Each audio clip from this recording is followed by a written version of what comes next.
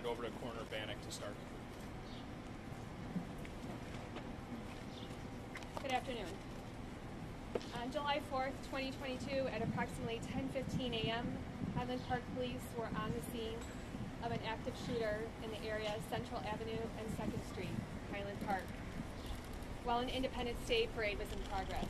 The Lake County Coroner's Office was notified and responded to the scene.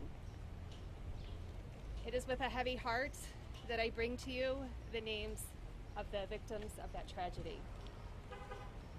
64-year-old Catherine Goldstein of Highland Park, 35-year-old Irina McCarthy of Highland Park, 37-year-old Kevin McCarthy of Highland Park, 63-year-old Jacqueline Sundheim of Highland Park, 88-year-old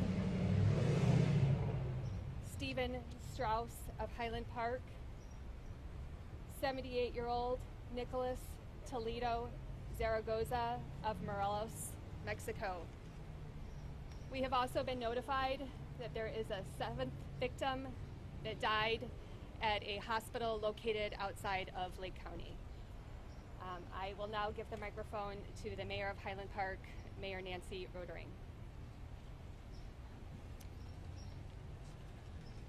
The Highland Park community, like so many before us, is devastated. It is impossible to imagine the pain of this kind of tragedy until it happens in your backyard. Our focus the last 36 hours has been on the perpetrator of this heinous crime. As we now put the names and faces of those lost yesterday, family, friends, guests, longtime residents of the Highland Park community, our focus shifts to the victims and those left behind. This crisis has devastated entire families and our community in a single moment, and we know it will take time to heal. On behalf of the community and the world that mourns alongside us, I offer loved ones of those who passed our condolences. I thank those who have organized prayer vigils to help support the weight of our shared sorrow. We've listed those on our website, and while we're hurting, we know that we will continue to come together and support each other as we always do in difficult times. We are Highland Park strong. Thank you, Mayor. There were some questions at our last press briefing about prior contacts that law enforcement may have had with Crimo III. We've done some research, gathered some reports, and I'm going to relay some information from 2 prior instances that occurred here in Highland Park. The first was in April of 2019. An individual contacted Highland Park Police Department a week after learning of Mr. Crimo attempting suicide. This was a delayed report, so Highland Park still responded to the residents a week later, spoke with Crimo, spoke with Crimo's parents, and the matter was being handled by mental health professionals at that time. There was no law enforcement action to be taken. It was a mental health issue handled by those professionals. The second occurred in September of 2019. A family member reported that Crimo said he was going to kill everyone, and Crimo had a collection of knives. The police responded to his residence. The police removed 16 knives, a dagger, and a sword from Crimo's home. At that time, there was no probable cause to arrest. There were no complaints that were signed by any of the victims. The Highland Park Police Department, however, did immediately notify the Illinois State Police of the incident. Shifting gears a little bit, talking about the investigation itself. The community has been absolutely terrific with providing information to law enforcement investigators throughout this. But we're asking the community to, if they're able to dig a little deeper and recall some specific instances from the event, based on video surveillance recovered by our investigators, we're very certain that there was a female witness who saw Crimo drop an object inside of a red blanket behind Ross 25 Central Avenue immediately following the shooting. We've not been able to identify this witness yet, but we're asking, if you are the witness and you are hearing this, please call 800, call FBI. Investigators really would like to speak to you about this. We're also asking that anyone with any first-hand information about Cremo relevant to this investigation also call 800-CALL-FBI. Please keep in mind, though, we're asking for first-hand information that could be relevant, that could help investigators. We're not asking for third-party information or information heard through the grapevine, only if it's first-hand knowledge that you have. To update the victim count, including those that have perished, there are approximately 45 injured or deceased from this incident. At about 5:30 this evening, the State's Attorney's Office will be holding a press conference, and we anticipate an announcement of charges at that time. With that, we'll take some questions. So going to the September incident, obviously people are going to look at this and say, well, this could have been an opportunity to stop what we saw here. Your view on that, and how are these things supposed to be handled? How do you stop a shooter if someone's calling police saying, hey, we have a problem? So the question is the response to the September incident. The police responded there. Police can't make an arrest unless there is probable cause to make an arrest or somebody is willing to sign complaints regarding the arrest. Absent the police don't have power to detain somebody. Now, if there is an issue where there is the necessity to involuntarily commit somebody to the hospital, that's an option, but that wasn't an option at that time. That it didn't fall in that category. But nonetheless, Highland Park Police did notify the Illinois State Police of that. But as a law enforcement professional, you see someone who has said, I want to kill someone, then he can purchase several guns, like you said, legally. How do you view that? The threat was directed at family inside of the home. Yeah, but he could even buy guns when he make a clear threat to his family. So in order to purchase a gun legally in Illinois, one has to possess a FOID card. That's a process that is solely managed through the state police, and I'm not able to speak to that process. Chris, you mentioned how much the community has been helpful in this case with videos, with sending information to you guys. So many people I've been talking to are asking, how can this be prevented in the future? Given the amount of social media posts, the sort of disturbing content that he had posted, would you recommend that community members in this community or others flag police to that kind of information? You said you weren't aware of it beforehand. Were you, if you were aware of it, could this have prevented something like this, considering the red flag laws and other laws here in the state? So the question is essentially social media. If we had known about some of the posts, would we have investigated? Do we encourage the community to report those? And the answer is absolutely.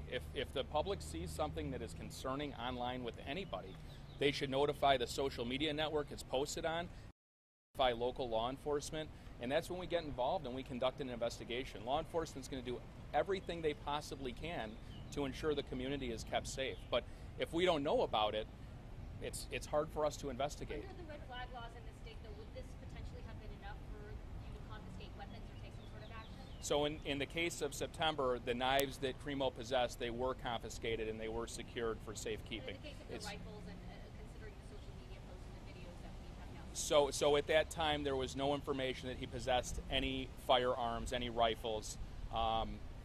Would that be enough if he's making threats?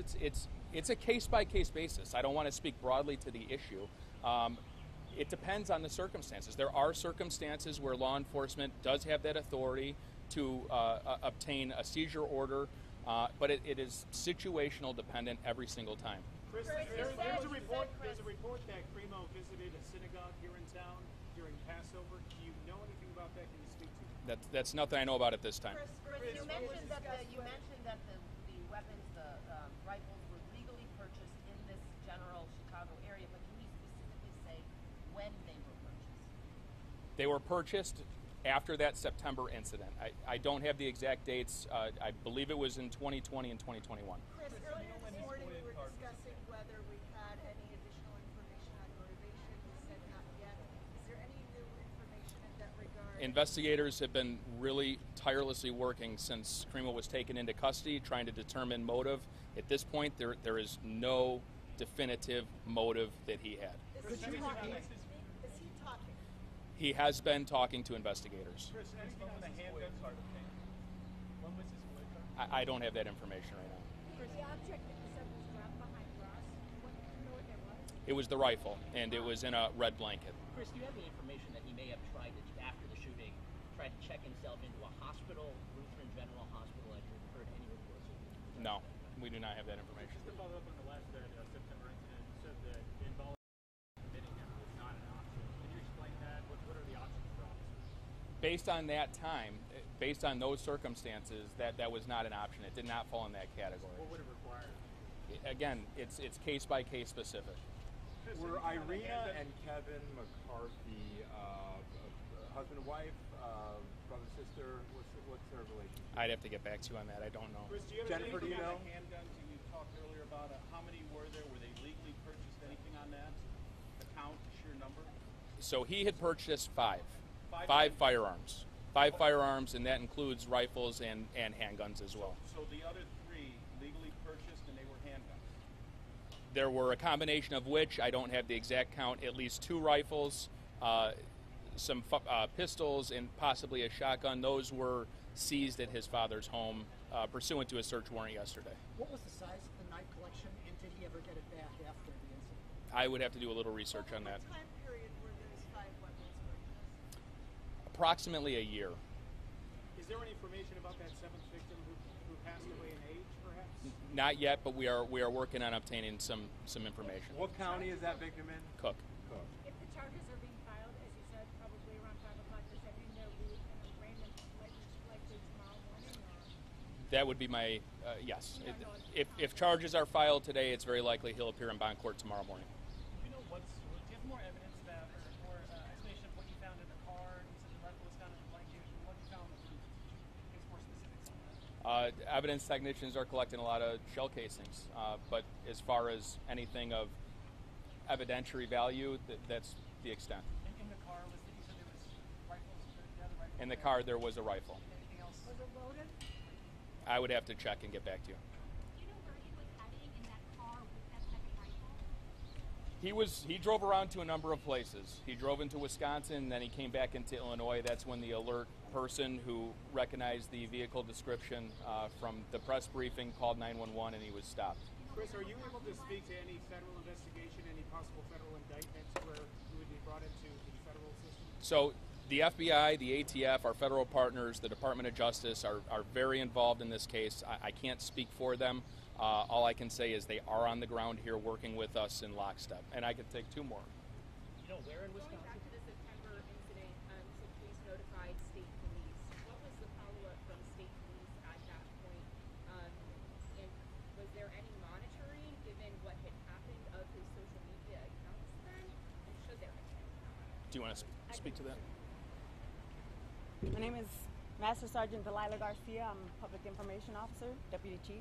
So basically in September of 2019, ISP did receive information from Highland Park Police Department, and at that time, the individual named in the report did not have a FOID card or anything to revoke or to review. So at that point, that FOID part of it was our stance on that.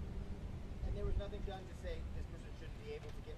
Is there any mechanism to say this person shouldn't be able to get a FOID card in the future? Is any action like that taken? Well, at that time, basically, so he didn't have a pending application, so there was nothing to review at that time when we got that notification. We didn't know, and a few months later, something else would happen. And what would state police have to have done or have to have seen in order to try to involuntarily commit someone based on those facts? Involuntary commit someone? Right. So the lead came to you to follow up on after looking at the facts of that. Was that an option that you considered? Well, this person might need to be involuntarily committed. Well, there was no FOID application at the time. Correct. But the lead came to you, right? This person had knives. Obviously, there was a threat that was posed. So your role was only whether he had a firearm. Right. State law, does it allow you to flag someone and say, hey, we're flagging this person, they should be... Are you allowed to say this person can't get a FOID card? More questions regarding that procedure from the state police will be forthcoming. So we know there's going to be some questions directed to the state police on procedure, how FOID card applications work, when a notification comes in from local law enforcement. That is much better answered by the state police. It's very hard to speak to their policies and procedures. One more. Where in Wisconsin he traveled to, and how did you track him? Was it iPass? I don't want to get into how we know he was in Wisconsin, but we know he traveled to the Madison area before turning around and coming back to Illinois. Did his parents, Last question. Did his parents ask, was his parents involved when the knives were taken from him? Did they report that he was threatening, and that's the reason why they came to the house with the knives? A family member reported that he was being threatening. So, in other words, the family member reports the knives being there, but then he's buying guns, and nobody said nothing. I'm not quite following your question. The police responded. The police responded in September, okay, to this call. They responded. They took the knives out of the home. They filed the paperwork with the Illinois State Police. At that time, there was no function to make an arrest. But there was the no. parents are there watching him buy 5 to 6 or 7 guns. I don't know if the parents were there. I can't speak to that. All right. All right. Thank you. We'll be back at 5:30. Thank you. All right, guys.